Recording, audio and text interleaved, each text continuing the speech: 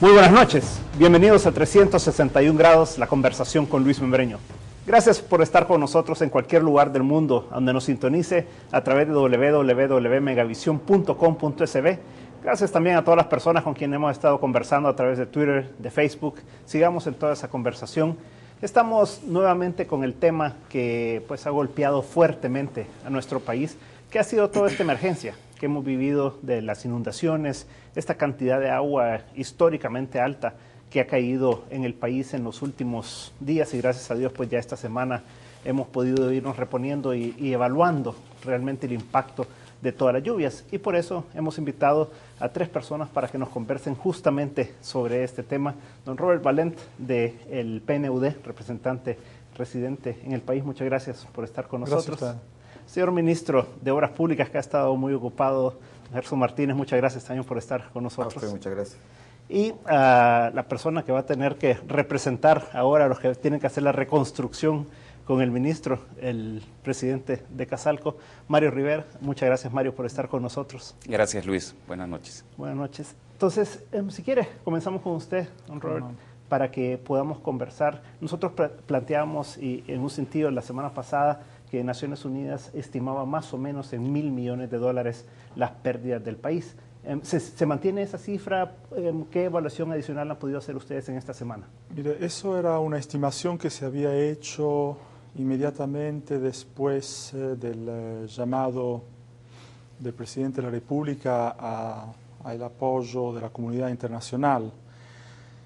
Tenemos varios equipos, no solo en el marco de las Naciones Unidas, pero de la OIM, de las organizaciones no gubernamentales nacionales e internacionales asociadas con el marco de asociación, ¿no?, de la ayuda humanitaria internacional, lo que se llama IASC, Interagency Standing Committee. Es un marco de actores que globalmente se reúnen para apoyar en situaciones de conflicto, no solo conflictos armados, pero pienso también de conflictos ambientales. Y lo que se había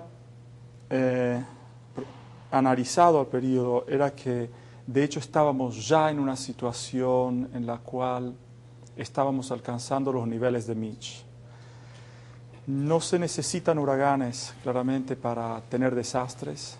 Estas depresiones tropicales con pequeñitas lluvias que, como torturas chinas, no continúan, pueden producir daños increíbles, yo no diría irreparables, pero increíbles. Y se había ya hecho una estimación, se había hecho una sobreposición de mapa de vulnerabilidad, de un lado, las lluvias, las inundaciones, los deslices. Se había mirado un poco a la población alrededor de todo esto. Se había calculado a más o menos 250 a 300 mil personas afectadas directamente, de los cuales se sabe que habían 59.000 que estaban directamente damnificados. Y habíamos calculado que, bueno, viendo un poco, en particular las inundaciones y de los campos agrícolas fértiles salvadoreños inundados, habíamos calculado que claramente ahí estábamos hablando de una catástrofe para los pequeños y grandes productores agrícolas. Se estaba calculando también, porque era muy rápidamente, se vio que la infraestructura pública había sido dañada, y había sido dañada mucho más que en el caso de Ida, de Mitch, y claramente Mitch fue una operación que costó en daños directamente e indirectamente más o menos $1.2 mil millones. Nosotros, para ser conservativos, se tenían que hacer estimaciones. Hay que dar datos y cifras en esos momentos. No se pueden esperar que las evaluaciones se concluyan, y sabemos que tenemos una experiencia a nivel mundial, sabemos que estas cosas, a finales de cuentas, estos datos son estimaciones, pero son más o menos certeras, ¿no?, precisas. Y habíamos calculado $1.000 millones, de los cuales $450 millones en daños directos y más o menos 550 en daños indirectos. No fuimos extremadamente precisos, porque ahora vemos que la acción de evaluación del gobierno está calculando daños mucho más ingentes y de hecho en nuestros equipos en el terreno, en la información que tenemos, bueno, apoya la estimación del gobierno y la cifra que el presidente ha enunciado hace 2 días, de 1.500 millones de dólares, se habla de 650 millones de dólares de gastos directos que se van a tener que incurrir en relación a los daños, ¿no?, y del impacto de esta tormenta tropical E12, a la cual se tendría que dar un nombre mucho más appealing en términos de comunicación. Absolutamente. Bueno, ministro, el presidente ha hablado de 650 millones por un lado, diciendo como que este fuera el gasto de reposición al estilo anterior, llamémosle así, de la infraestructura y de los daños que ha tenido el país, y ha mencionado que realmente para llevarlo a otro estándar se necesitaría llegar a unos 1.500 millones de dólares. Esas han sido las estimaciones preliminares. ¿Ustedes por dónde andan? ¿Por qué cifras más o menos les está dando y cuánto sería lo directamente relacionado a la infraestructura vial, por ejemplo? Bueno, ciertamente, Luis, con el presidente conversábamos sobre el concepto de la reconstrucción. Si el concepto de reconstrucción es simplemente reponer lo que se perdió en un desastre, ese es un concepto, es el concepto tradicional. Pero si el concepto de reconstrucción lo atamos a la adaptabilidad de las infraestructuras sociales y productivas al cambio climático y al desarrollo, la cuenta es otra. Si la cuenta es solo la reposición, efectivamente esto anda por el rango de los 1.000 a 1.500 millones entre costos directos y costos indirectos. Solo en materia de infraestructura pública, porque aquí hay infraestructura pública y hay infraestructura privada, social. Solo en infraestructura pública los costos andan por los 320 millones de dólares, un poco más, incluyendo las bordas.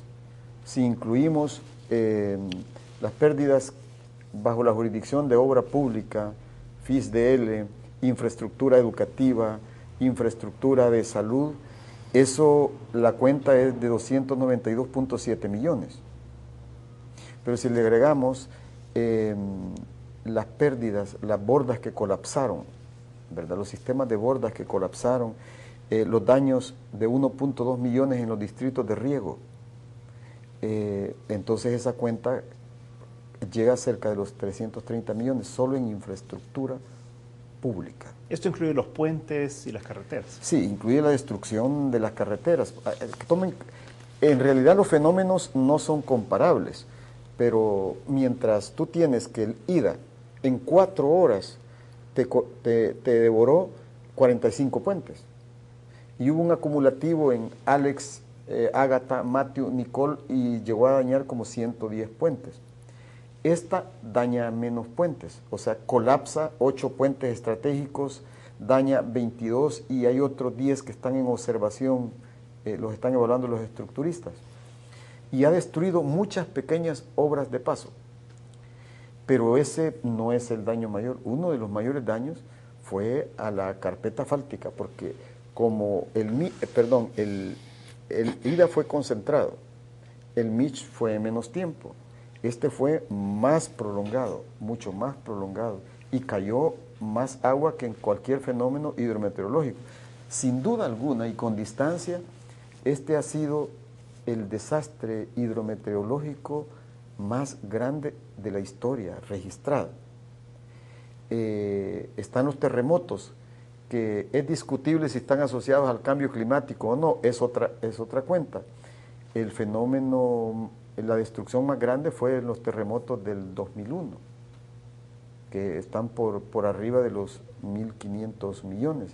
Entonces, esta destrucción solo es comparable con esta. Pero nuevamente, el punto central, y aquí hoy conversaba con el presidente de Casalco y le decía, mira, en conjunto, como un esfuerzo público-privado, debemos hacer una convocatoria a la comunidad científica, académica, universidades, liderazgos civiles, para determinar cuál es el concepto de reconstrucción que el país necesita. De entrada, el Ministerio de Obra Pública considera que debe ser un concepto articulado a la adaptabilidad de las infraestructuras al cambio climático, o sea, no a la simple reposición. Aquí hay que actualizar las normas técnicas de construcción y atarlo al desarrollo. Quizás solo para terminar, para explicar esto.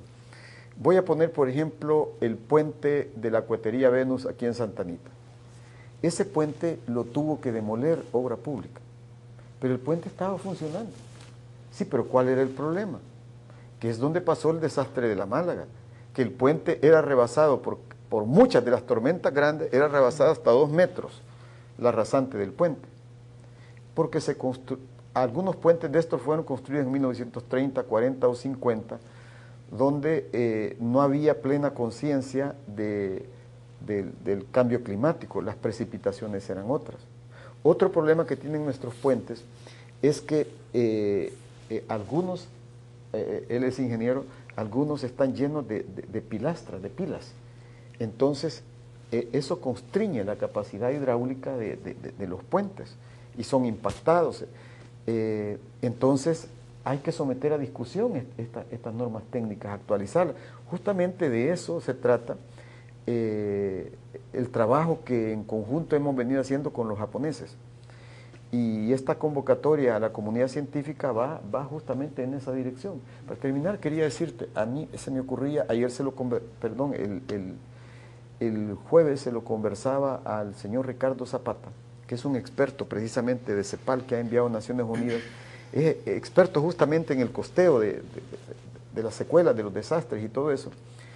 Y yo le decía, mira, probablemente un país como El Salvador, que ha sido caracterizado por UNDAC, pero un organismo especializado en Naciones Unidas, como el país más vulnerable, y German Watch, que tiene el índice de riesgo climático, dice, es el país de más alto riesgo.